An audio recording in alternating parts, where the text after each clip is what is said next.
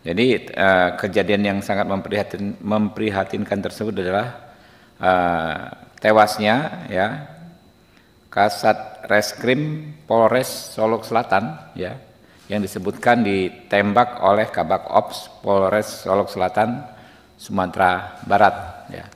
Kami tentu pertama menyampaikan duka cita yang mendalam ya atas wafatnya Kasat Reskrim, semoga yang almarhum mendapat tempat di sisi Allah Subhanahu wa taala. Dan kami mengutuk keras ya perilaku brutal oknum Kabak Ops tersebut yang melakukan penembakan.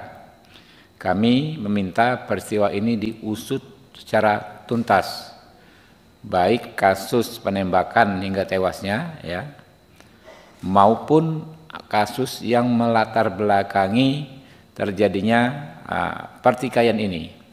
Info yang kami dapat adalah terkait dengan penindakan penambangan ilegal tipe galian C.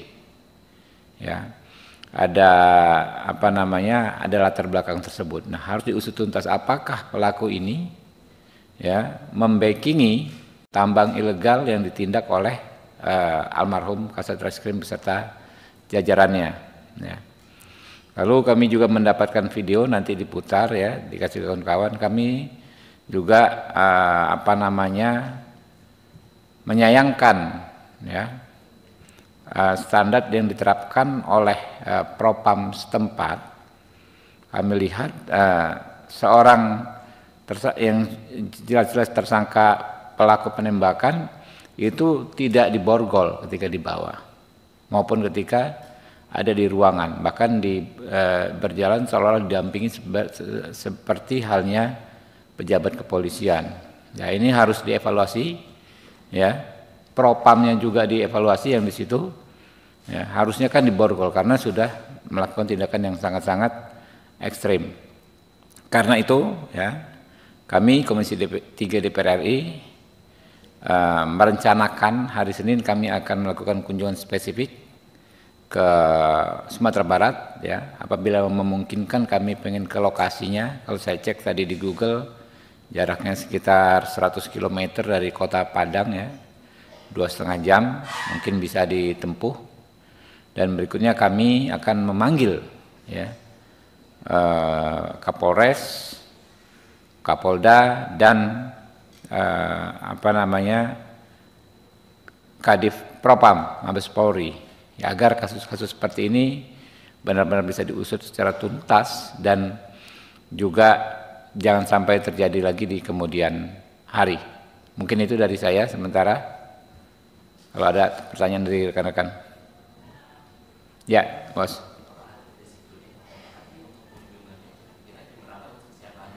Ya, hari Senin. Ya, jadi mekanismenya hari ini kami sedang mendata kepada para kapoksi dari masing-masing poksi siapa saja yang akan berangkat. Tapi hari Senin kami rencanakan kami akan ke sana. Ya. Ya, kami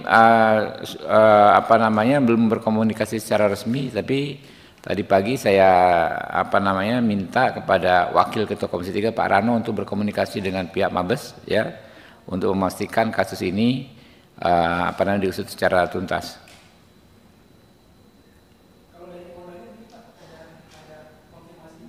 Ya, ini dalam proses kita akan hubungi.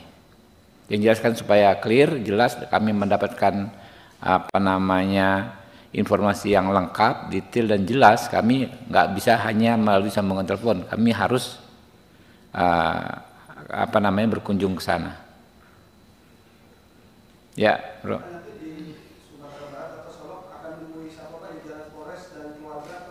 Ya, kami akan ke lokasi, kami akan menanyakan saksi-saksinya, termasuk keluarga korban.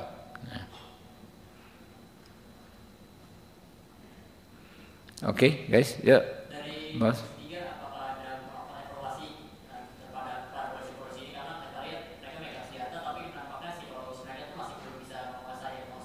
Ya, itu termasuk salah satu dari materi yang akan menjadi bahan rapat kami ketika kami memanggil Kadif Propam pekan depan. Akan kami panggil secara khusus Kadipropam untuk sama-sama mengevaluasi bagaimana penggunaan senjata, termasuk bukan hanya penggunaan senjata, termasuk mendeteksi anggota-anggota tersebut bermain-main dengan tambang ilegal, gitu ya.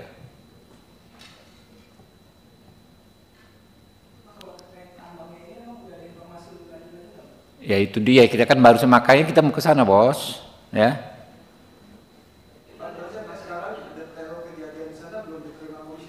Ya belum, makanya mau ke sana, ya. Ya bisa jadi Panja ya. Tapi yang jelas kita panggil dulu Kadipropam ya minggu depan. Boleh juga tuh usul tuh masukin materi Panja ya.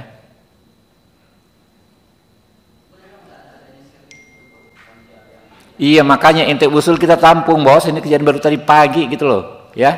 Oke, Bos. Yuk, thank you. Karena ente usul kami langsung masukkan. Yuk.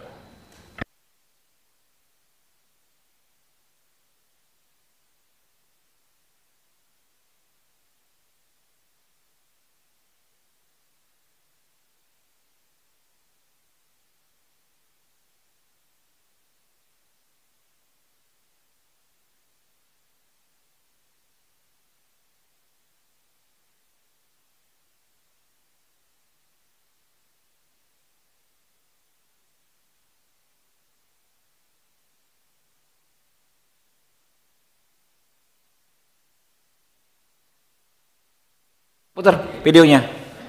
Nah ini nih. Ya. Nah ini nih. Kalau informasi dari video yang kami dapat di WA grup komisi, dan yang di tengah itu pelaku tuh. Ulang loh. Nah, tunggu saya setting kamera. Udah, kalau udah siap. Tunggu kamera siap dulu. Kamera siap.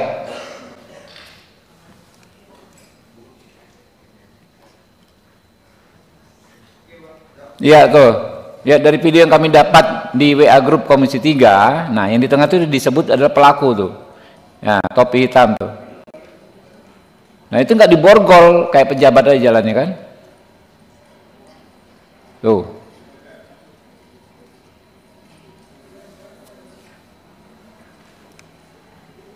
Oke. Ada foto yang di ini, yang ada tadi ada merah-merahnya. Nah itu kan di tengah, diborgol nggak tuh? Kayak di zoom bisa? Nggak diborgol. Tidak diborgol itu. Oke, mau ngobrol aja nih kayak apa? Itu lagi, ada foto lagi. Nah ini di tangannya nggak diborgol. Ngerokok tuh kan kalau nggak salah ya? Merokok itu tangannya gimana?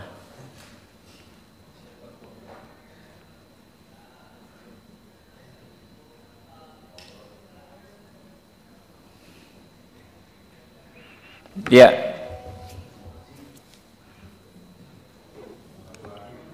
Ada lagi? Ada lagi? Foto lagi? Cuma itu? Oke. Yang di WA lagi Bu, kamu? Di grup komisi 3 ada nggak foto video?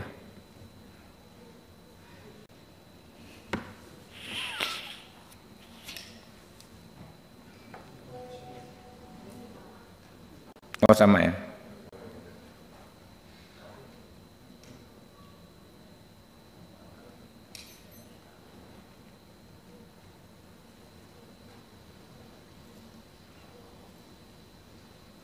Sedikit lagi saya ngomong nih biar nggak salah ini. Dikit lagi teman-teman ya.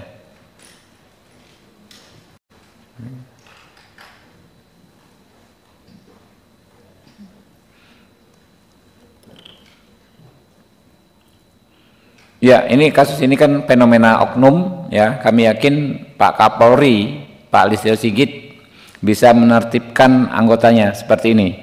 Kalau standarnya Pak Sigit ya, standarnya Pak Kapolri, orang-orang begini nggak ada ampun.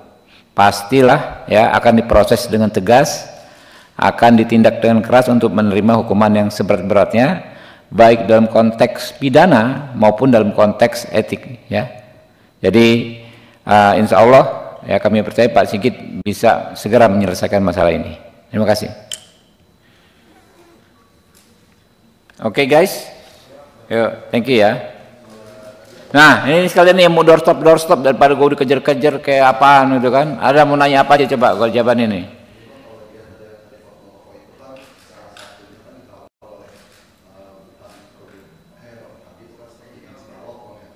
Yang mana tuh?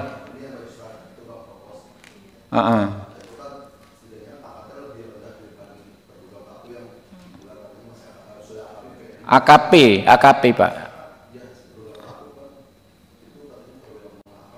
AKP, Ajun Komisaris Polisi.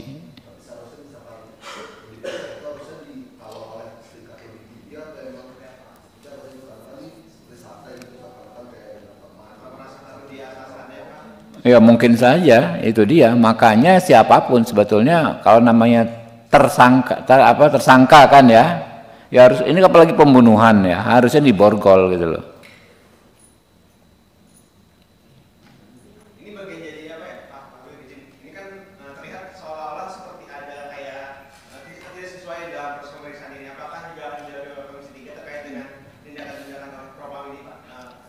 Prosesnya ini Pak? Iyalah, makanya kan kita akan ke sana dan kita akan panggil semua, termasuk ya kan kita mau bicara detail kasus ini, nggak hanya kasus ini jadinya nanti kan kasus-kasus bagaimana supaya kasus ini tidak terjadi di tempat lain. Satu soal evaluasi penggunaan senjata ya, psikologisnya bagaimana, kontrolnya seperti apa, apakah ada semacam medical check up kejiwaannya ya yang rutin, kan itu harus rutin bos. Bisa saja tahun ini dia sehat, tahun depan sudah agak stres ya kan, tidak layak lagi memegang senjata. Yang kedua terkait latar belakang dispute ini apa, katanya kan dia nggak suka gara-gara si Kasat Reskrim itu menindak tambang ilegal gitu loh. Ya motifnya kan begitu. Nah berarti kan dia membackingi tambang ilegal. Nah penanganan propam, pemantauannya oleh propam seperti apa nih oknum-oknum begini bermain ya.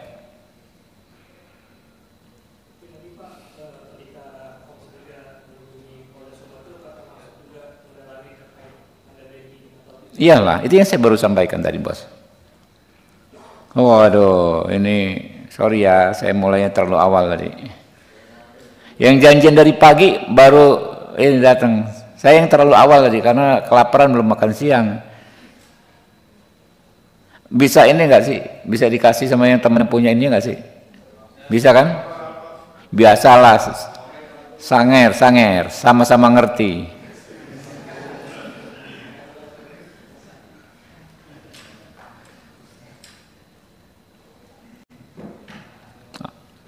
Antum mau ulang lagi nih TV One, nggak apa-apa deh. Gua merasa bersalah dari pagi janjian, cuma karena tadi kelaparan, gua pikir udah ada di sini tadi. Nah sekalian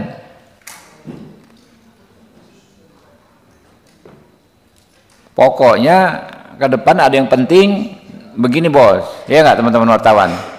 Daripada doorstop satu orang ngejar gua, ngomongin ini satu orang lagi ngejar, capek gitu kan. Kalau begini kan lebih ini, apalagi kalian dapat gambar bagus kan belakangnya gitu kan.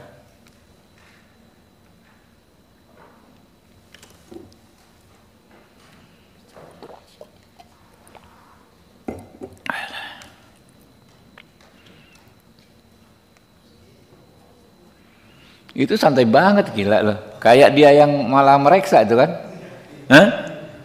Kayak dia yang meriksa gitu, kayaknya dia mendampingi yang gondrong ini gitu kan.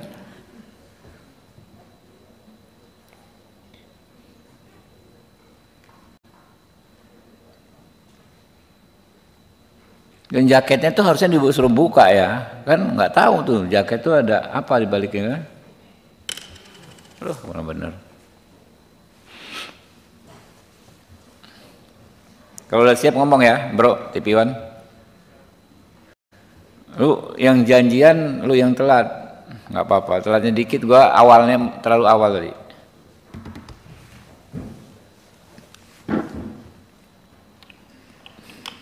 Kasihan.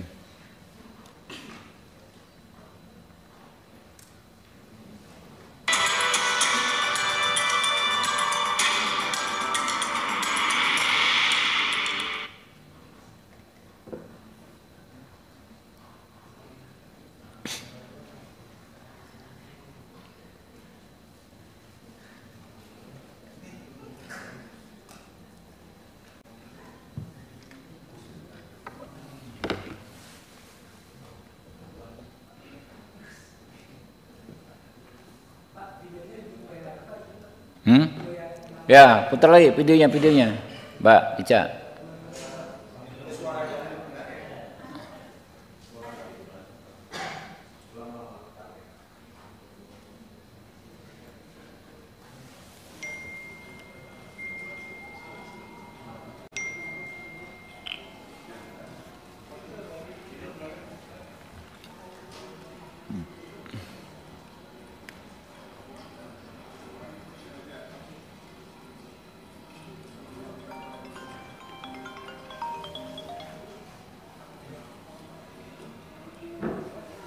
Halo.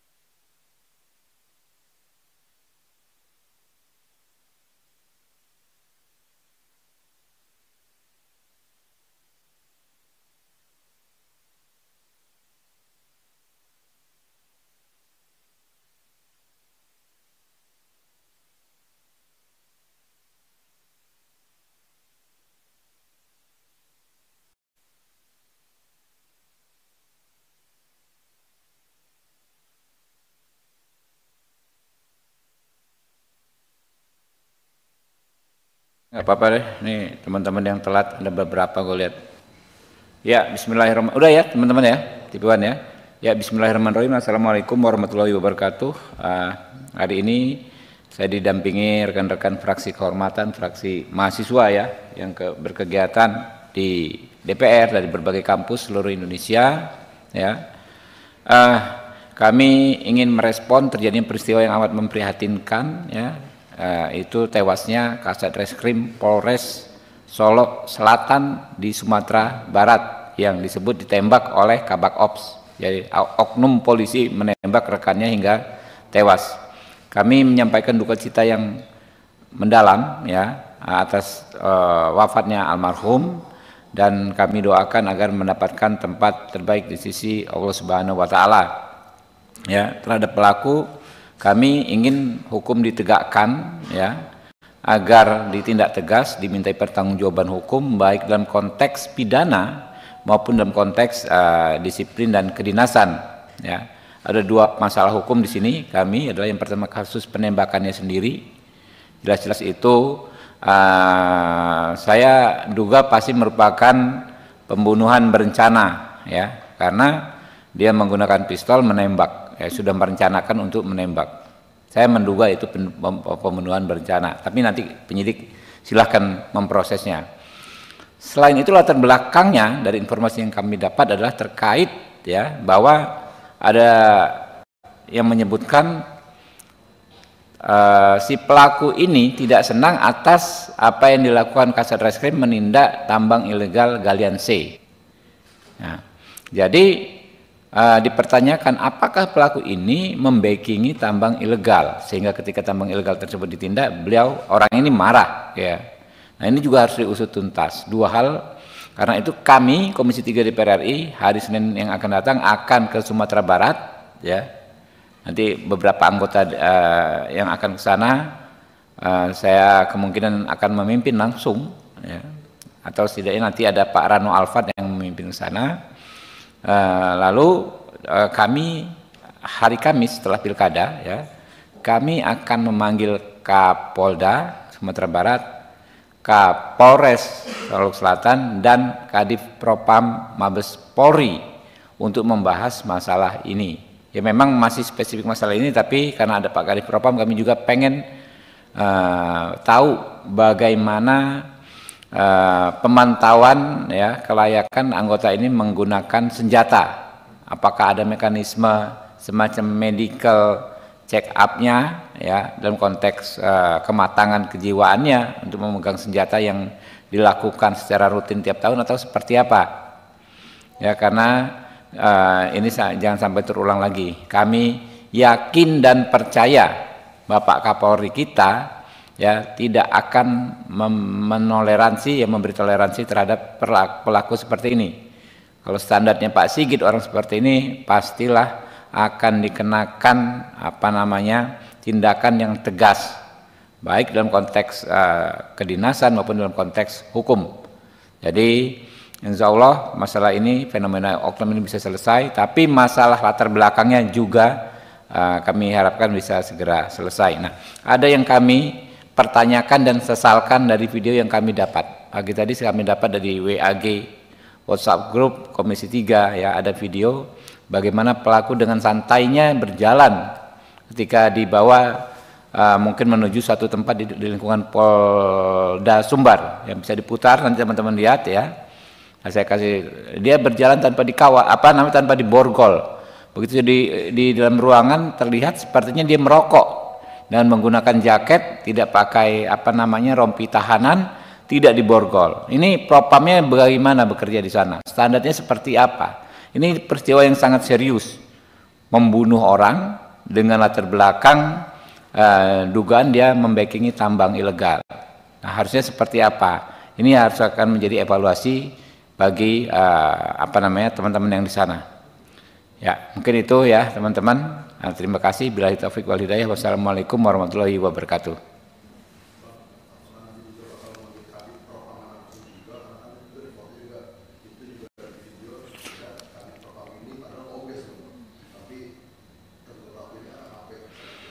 Ya, kalau Kapolda pasti dia membawa, dipastikan, dan kita minta untuk menghadirkan juga ya PJU terkait ya, PJU terkait yaitu Kabid Propam pasti dibawa ya, kita akan minta dibawa ya oleh Kapoldanya.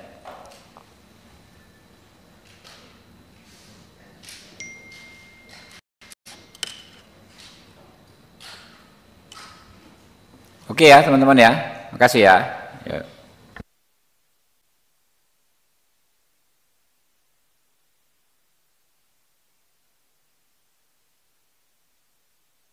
Teman ada yang nanya lain? Ya silakan. Boleh. Boleh. Yes.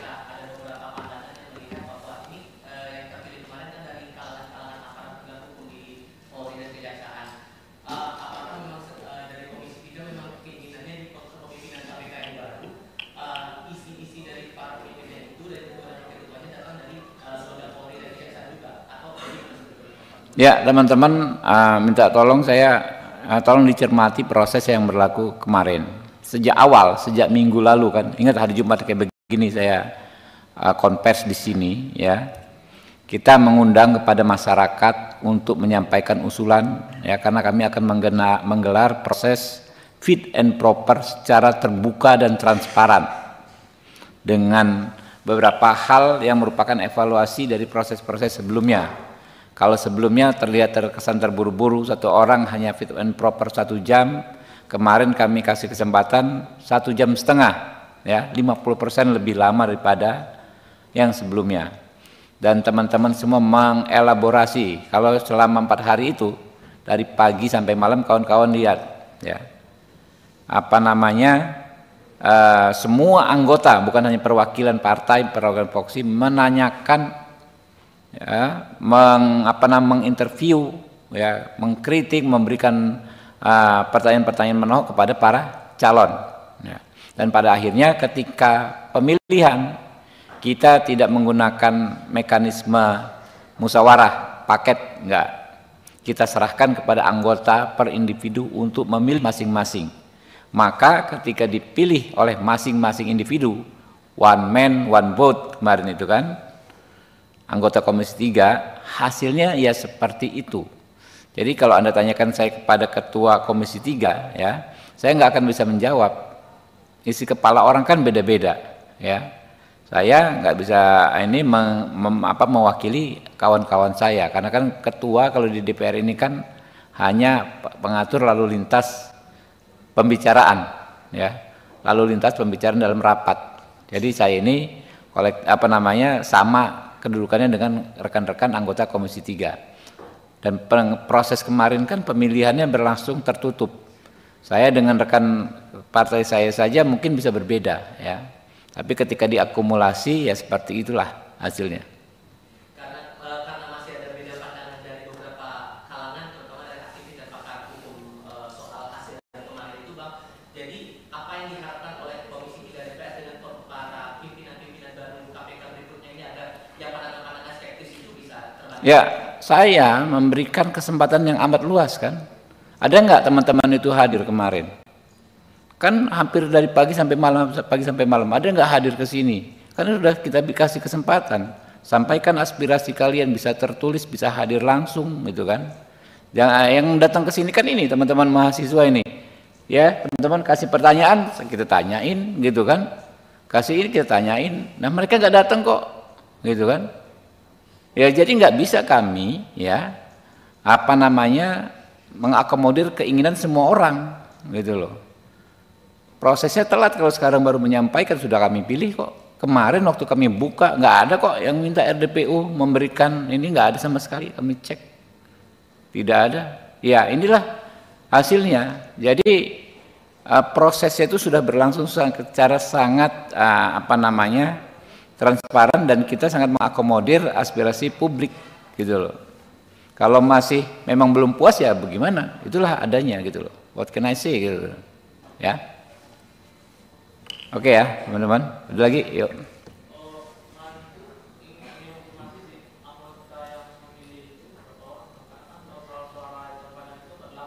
Yes.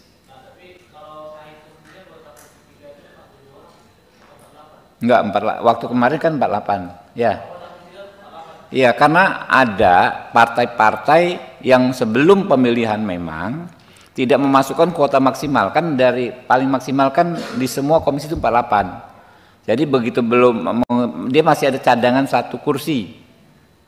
Ya, sebelum rapat ini, begitu mau rapat RDPU memang dia berhak memenuhi kuotanya. Jadi menjadi sebagaimana kemarin. Iya, hadir semua. Yang nggak hadir di BKO kan, ya anggota yang tadi di BKO berarti kan hadir semua.